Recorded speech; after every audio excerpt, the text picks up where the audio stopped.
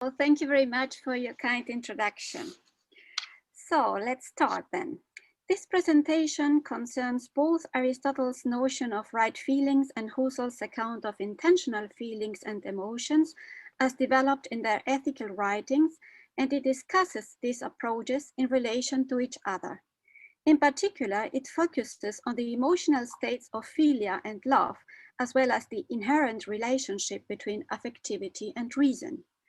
The paper concludes with some reflections on the requirements for the constitution of a moral self. Let us begin by a short introduction that summarizes its main claims. Aristotle's ethics is centered on arete, a Greek term that encompasses both excellence and virtue. The ultimate telos for Aristotle is human happiness, eudaimonia, that is, a flourishing human life as realized in the exercise of the virtues. While Aristotle's ethical theory is taken as representative of so-called virtue ethics, the Husserlian phenomenological tradition is basically axiological in character, although it assumes the features of a virtue ethics in the Aristotelian sense in its later period. Both Aristotle and Husserl, unlike Kant, are not concerned with the perspective of a regional agent in general, but with human excellence and goodness as comprising both emotional as well as rational capacities that are expressed in feelings and actions. The recurse on phenomenology enables us to see Aristotle's moral theory as a theory that not only concerns acting well, but also feeling well. On the other hand, this parallel between the two thinkers can help us to distinguish between the different types of feelings and concomitant actions at work in Aristotle's ethics, especially when it comes to understand the possibilities of a generous eudaimonism. It is a condition of friendship philia in the full sense that friends wish one another well for their own sake. On the other hand, a phenomenological reading of Aristotle brings out features that are relevant to Husserl's later ethics, insofar as the former provides a detailed account of the emotions and feelings in the moral sense and of the right attitudes involved. This can be seen especially, as I said, in Husserl's personalistic ethics, which was influenced by Fichte and Aristotle. My contention is that these experiences and actions allow for the constitution of a moral self. Self-awareness as moral agent is impossible without the other self. Love requires thus to be embedded in the communitarian search for a good life. In this connection, both Aristotle and Husserl agree that virtue is fundamentally based on the affective attachment to the other. Friendship and love are not sporadic emotions, but are emotional states involving choice and reason that form the basis of a shared life in search of happiness. Moreover, the identity of the moral self is also fundamentally bound to a reciprocity in virtuous actions, because only on such grounds may an ethos as shared and common customs or habitualities be built up. Reciprocity is thus the necessary condition for a shared eudaimonia. I'll turn to Aristotle first. The virtues, so Aristotle in the Nicomachean Ethics, are a state of character in virtue of which we stand well or badly with reference to the passions, and virtuous agents express their virtue in both their feelings and actions. Moral excellence is to aim at what is intermediate in passions and in actions, so Aristotle. Virtues are thus a hexis, that is, a result of acts and the process of habituation, a state of character that manifests itself in choice or preference, a hexis prohaeretike. Virtues are dispositions to feel and act according to deliberate desire, boulesis. Hence, the subject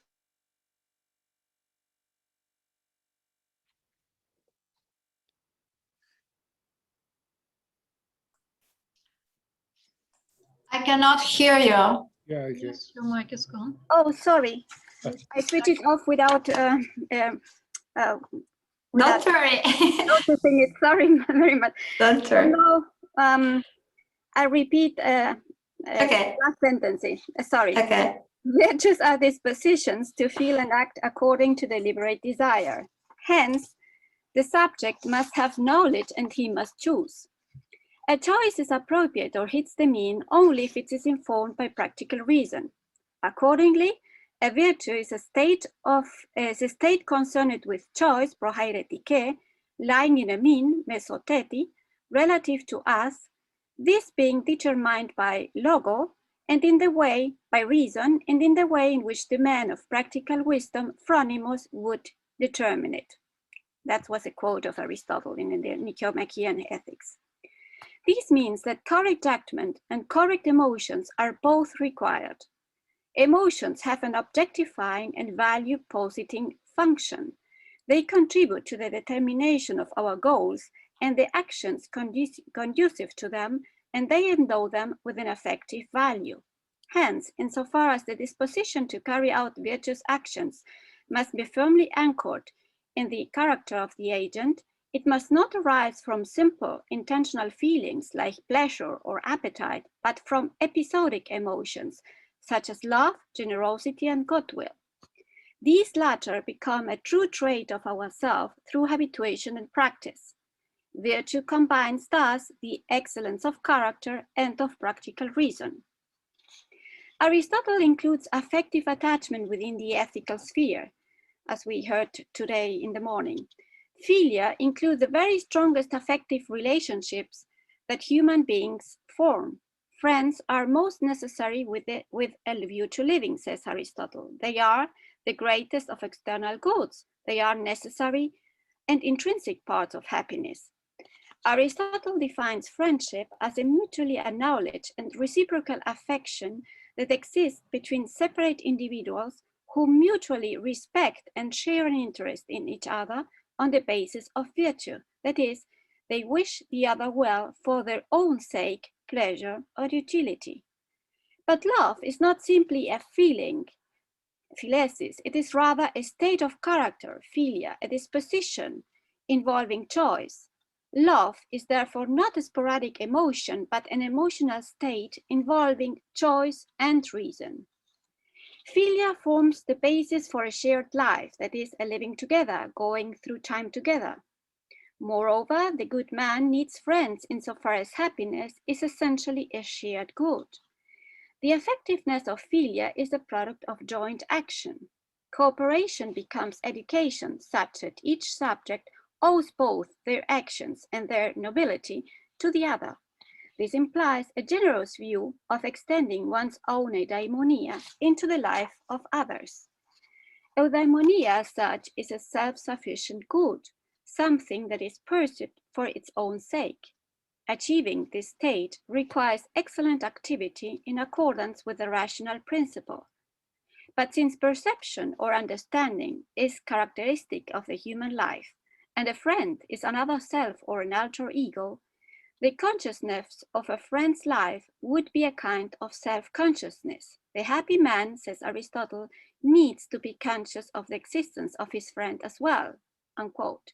In addition, to live requires self-perception and self-awareness of it. Quote, we perceive that we perceive, and we think that we think, unquote. A virtuous man requires friends not only for the sake of self-consciousness, but also to perceive his own goodness. This means consciousness of the existence of a friend and of sharing in discussion and thought entails an awareness of one's own excellence. A good life requires reciprocity not only in virtuous actions, but also in the awareness of the other as duplicating one's own excellence and as responding to it. This means that to perceive a friend is both to perceive another self that performs the same virtuous actions in response to mine and to become aware of one's own excellence. In summary, self-awareness as moral agent is impossible without this other self. In conclusion, activity for the sake of nobility constitutes the best sort of happiness, which is achieved through virtuous actions aiming principally at friends. Love, like any other virtuous emotional disposition, is a rationally informed and affectively guided intentional state that is voluntarily chosen for the sake of happiness.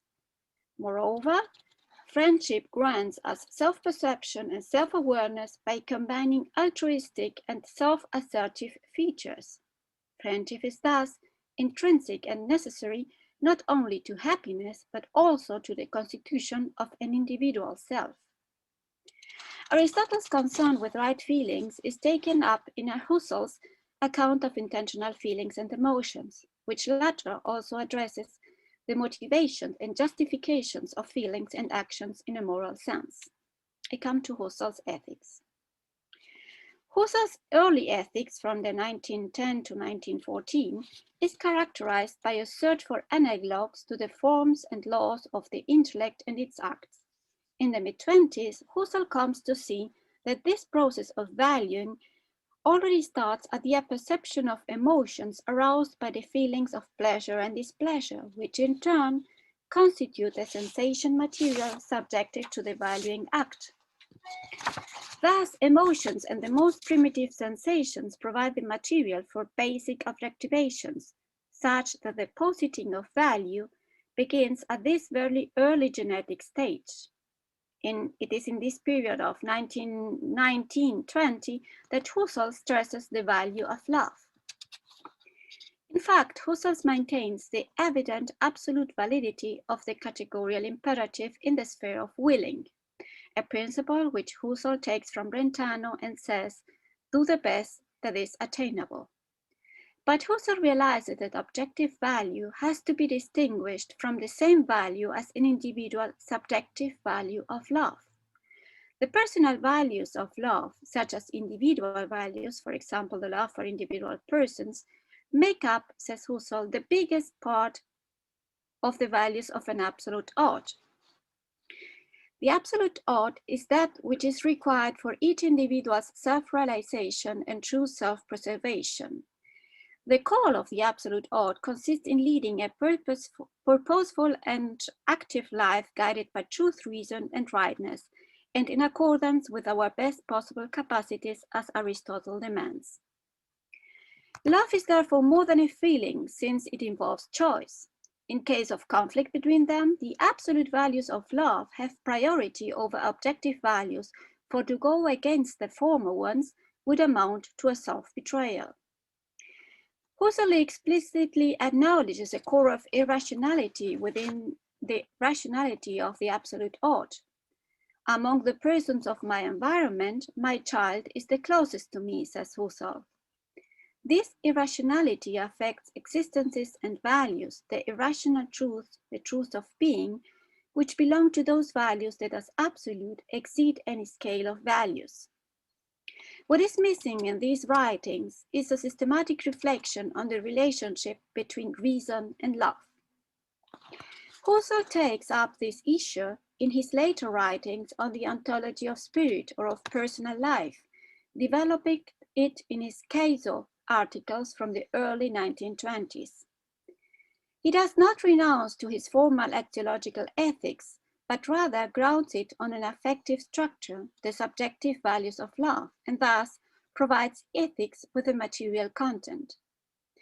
The absolute ought is an instance of the categorical imperative that determines the best on the basis of a rational justified life, a life that is inextricably part of the community as an intertwining of not only responsibilities and duties, but of love. The ultimate end of this ideal life form is a state of fulfilled happiness, Glückseligkeit, that is, of eudaimonia in an Aristotelian sense. The task of ethics is to unveil the aims of our striving and find the means to realize them. Much in Aristotelian terms, Husserl defines happiness as a blessed total life, a state that is not achievable in view of the contingency of factual life. Although Husserl, like Aristotle, claims that virtuous acts conform with a kind of second nature of the person, this is not passively acquired in a process of habituation. It rather requires the ego to be the causa sui of its own morality. Moral virtues require a self-education, a self-enhancing of the ego, and hence a critical self-reflection, through which the personal I can arrive at a higher form of consciousness and can reorganize its whole life accordingly. Husserl calls this process renewal, Erneuerung. In this essay on renewal, Caso articles, mentioned Caso articles from 1922 to 24, Husserl defines ethics and ethical life as a renewal of humans, a life guided and shaped willingly by the idea of renewal. This renewal aims at the authentic person, a person that can have or experience values. To experience them, it has to feel emotions. The experiencing of affective values is required in order to hear the call of the absolute ought that consists in leading a purposeful and active life guided, as already said, by truth, reason, and rightness, and in accordance with our best possible capacities and conscience. In a word, the telos is not absolute reason, but reason relative to the best possible life, as Aristotle demands. Listening to this call is answering to our positive drives in their search for positive values, guided not only by practical reason, but also by pure love. In conclusion, embracing this quest is first of all an act of love, a love for rationality and the cultivation of communitarian values. I come to the conclusions. Husserl agrees with Aristotle that authentically virtuous acts require reflection about the appropriateness of our emotions and our actions. They require deliberation, since for Aristotle, virtues are states of character or dispositions to act according to deliberate desire and guided by reason. Virtues always involve, as part of their justification, a critical reflection or evaluation of the correctness of our value attributions and of the motivations that condition our emotional responses and thus lead to the endorsement of value. Moreover, they involve a rational evaluation of the means conducive to our aims and of the particular circumstances of the situation and the individual possibilities at our disposal. Hence, both philosophers agree that virtuous emotional dispositions are rationally informed and affectively guided intentional states that are voluntarily chosen for the sake of happiness. They also agree on what constitutes authentic virtuous acts. Such acts are performed without reflection because they exhibit the habitual moral will and character of the person. Both Aristotle and Husserl agree that virtue is fundamentally based on the affective attachment to the other. Friendship and love are emotional states involving choice and reason that form the basis of a shared life in search of happiness. Moreover, these experiences and actions allow for the constitution of the moral self. My own identity as moral agent is fundamentally bound to a reciprocity in virtuous actions, because only on such grounds might an ethos, as shared, and common customs or habitualities be built up. Reciprocity is thus the necessary condition for friendship as shared eudaimonia, although it is not necessary for virtue itself, which can also be altruistically motivated. Friendship fulfills another fundamental function within the constitution of the self. Self-awareness as moral agent is impossible without the other self. Friends and love for others are required for the constitution of self-consciousness and self-perception, insofar as it is through love that we become not only conscious of a friend's life and of our shared feelings and actions, but of our own excellence as well, as Aristotle has shown. One's own awareness as moral agent is dependent on the awareness of the other as duplicating one's own excellence. Reciprocity in love is therefore the key feature that is constitutive not only of a shared good life, but of awareness as moral agents. Our commitment to others, which Husserl acknowledges cannot be fully rationally justified, is the source of our personal self-constitution as virtuous subjects. Love is primarily a self-appraising emotion since as a stable emotion, love is the source of our reflective awareness as moral person, such that insofar as it allows for personal self-constitution, love fulfills a transcendental function. In conclusion, love requires reciprocity in action and feelings. This means love, as an activity of the self, demands to be embedded in a communitarian search for a good life, wherein what is good for others becomes part of my individual life horizon. Hence, while disinterested love is the basis of virtue, reciprocal love is the primary source of a shared eudaimonism at the communitarian level, and of self-constitution and self-awareness as moral agents at the individual level. In conclusion, excellence of character and intellectual excellence can be discerned in our commitment to love of reason and of others, but this requires that they be constituted in common and responsible action within a community on the basis of mutual friendship and love. Love and friendship not only permeate our choices and actions, but fundamentally allow for our personal self-constitution and self-awareness as moral persons. So thank you very much for your attention.